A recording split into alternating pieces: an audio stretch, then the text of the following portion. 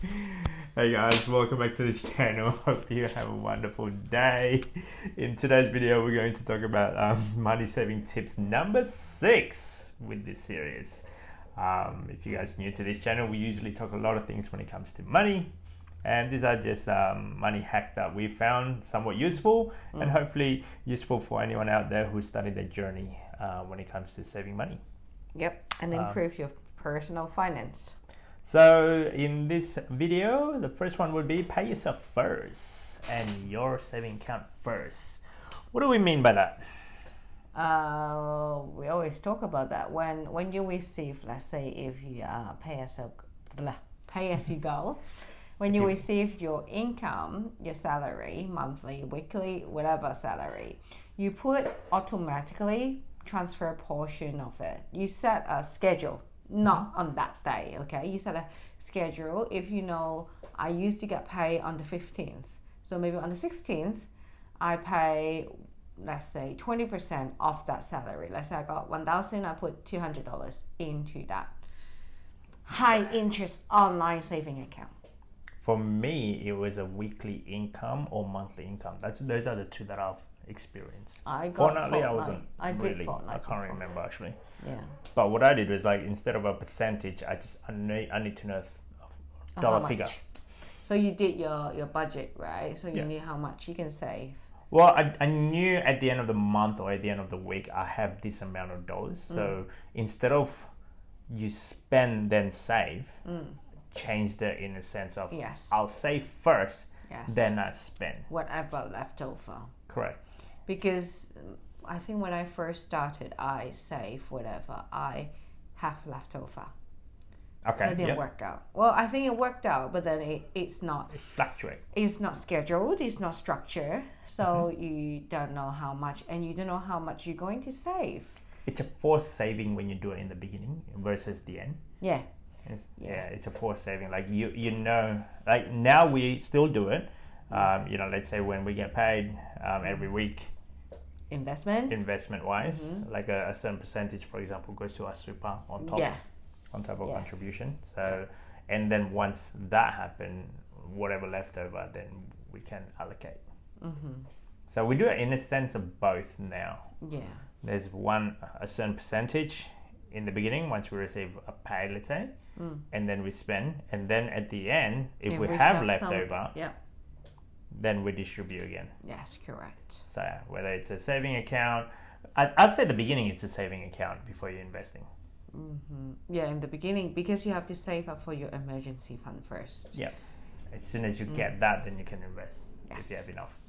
So, the next one will be using Roundup's program. So there are. I never use it. I think it's good for younger generation. In our when we were growing up, there wasn't any Roundup's programs. No, it's like you go get a coffee, $5, $4.50. You keep the change. No, give me back the 50 cents. I'm gonna put it in the bank. Correct. You save it up, whatever it is. Some bank does it. It's actually a great program. Some app they do it, or the bank they do it. The bank. So it actually automatically transferred your roundups of your spare coins to the nearest $5, to the nearest $1, to the nearest $10. You can adjust it accordingly, depending on your bank. Okay. So, well, we use Raise. That have that functionality, Spaceship that have that functionality. Do they? Yeah. I don't Okay. know. But what I found that it's a bit like there's so much transaction happening in the account because it's like a daily thing. Let's say if you go shopping because we've got that one account of just spending, and then when you go shopping and then you round up and there's a delay between actual transaction until it hit the account. Yeah.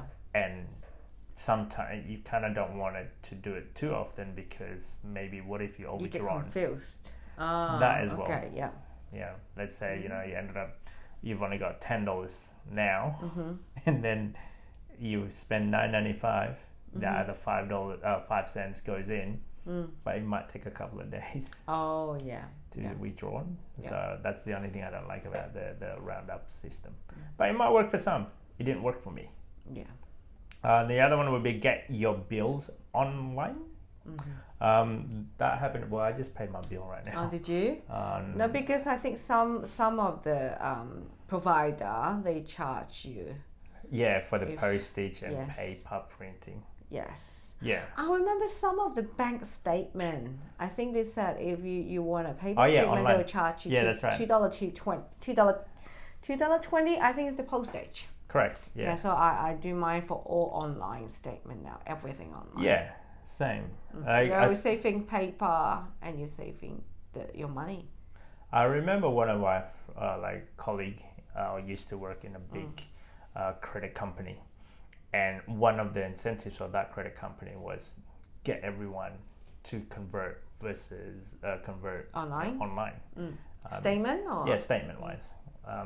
Okay, that's a good incentive. I mean, imagine how many people mail you have to post. And well, the thing is, for the company, one, they have to print out all the statement and then get someone to put stamp on, or just put it in the envelope, and then make sure everyone got a statement. If they didn't send out the statement or missed statement, you gotta resend it again. Yeah. So there's a lot of labor cost as well. Yeah, and there's a human error, or sometimes you can get lost. Yes, that's right. You get late fees.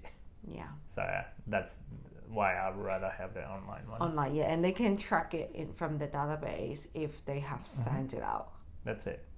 So get a discount when you're filling up your petrol. Here in Australia, depending which petrol station that you go to, some of them is linked towards some sort of reward program. Yeah. One of them would be, let's say, I use Shell. With Shell with Coles and Flybys. Correct. Connect with Coles, connect with the Flybys, which is the program that we use. Yeah, because you will get 4 cents cheaper, something like compared to that, and the Flyby point. Yeah. So, and then the other one would be Woolworths is the same one. Yeah. Now, mind you, though, that might not be the cheapest, but if your product, what is it? Brand. Yeah, brand. Then I would do that. The only reason I use Shell is because we go to Coles. Yeah, we go to Coles. Because the Coles is right there across the road. Yeah. So that's the reason why I do it. Yeah. Yeah, even though sometimes they have 4 cents cheaper, they are not the cheapest. They're not the cheapest. And some of the little store, they may be cheaper. The independent one, yes. I've realized that sometimes it can a massive difference between one bowser even to after another. the 4 cents discount. Yeah, and I'm like, this doesn't make any sense. Why would I want to get the 4 cents cheaper? Let's say, points. Okay, let's say if it was on one company, one browser, or one petrol station, current rate is $1.70. Yeah, $1.70, $1.60. Work on the 70 one. Then the 4 cents cheaper, so that makes it $1. What's that? $1.66. Yep. If it's $1.70. Meanwhile, the independent small browser, they're selling it at $1.50. So I'm like, I'm still winning on the independent one without having any discount. There's another one in here, 7-Eleven. They do a lock-in, so you can lock your price. Oh, I didn't know it. For how long? You can do it within, I think it's 24 hours or 48 hours or something. Okay. So you lock in the today's price, and then you can use it in whatever within outlet. The limit time. Yeah. Wait. So if you found it somewhere cheap, you lock it in that particular store. And you have to go there and do it. Yeah. To use it to another. But what if half a day later you went there and then it's cheaper? You don't have to. You don't have to use that locking. Oh, okay. So our friend don't use it. Yeah. No, I know. Interesting. So that's because our friend actually live close every day he always go past it. So he always lock it in. And then when he drive around, depending where he goes, well, I got this near my house, I can use that price to go in a different. But are they cheaper? I don't know. I never used it. So that's just another program that interesting. I know of. I didn't know because he's the fill up guy. I fill up maybe once or twice a year. Yeah. So I fill up with both cars. Yeah. So some of the reward, for example, in our telecom guys as well, they have badges. You can get a discount using the app. So for our telecom that we use, when we go to cinema. Cinema. When we go to cinema, we can get a discount rate. That's right. Like a student rate instead. But the of field they adult don't rate. have discount, No, right? no. Okay, yeah. So there's that one. The next one will be The last one, get bonus interest on your saving account. that's my department. So in my high interest online account, which one were we using? Ubank. Yeah. Currently we're using there were a few of them. Yep. But so Ubank, the interest is anywhere in Australia is so low anyway. I think the standard rate, let's say point something less than 1%. But if each month you put, I think my one, $200 more in a month, then you will receive a bonus rate. I think the bonus rate is, let's say, 1% on top of it. So, well, why not? Then one, helping me to save. So that's what I do back to point one. Pay yourself first. So I automatically transfer each month. On the first of the month, I put $200 in Ubank. So I don't have to worry. I forgot getting my bonus interest. It's not much. But then, like, let's say few dollars better than nothing, right? Exactly. Yeah. Every dollar count. Yes. So I guess that's the starting point of like your financial journey. Like if you get used to that, I'm like, okay, then now I gotta find another one that is a lot more better than this one. Yeah, small start. Yeah. If you cannot manage small amount of money, then when you have more money, then of course you cannot manage it. That's what I found in the majority of the audiobooks that I actually listen to. Like if you can't control of like $1, $2, or $100 or $1,000, it will be harder for you to take care of $10,000, $100,000. Because you don't get used to that number. That's right. It's just like when you work, for example, someone work in events, right? Yeah. If they manage an event, like the documentary. That's right. Like for me, event you manage for 500 people, you did it before, but then suddenly you did 5,000 people with all this stuff.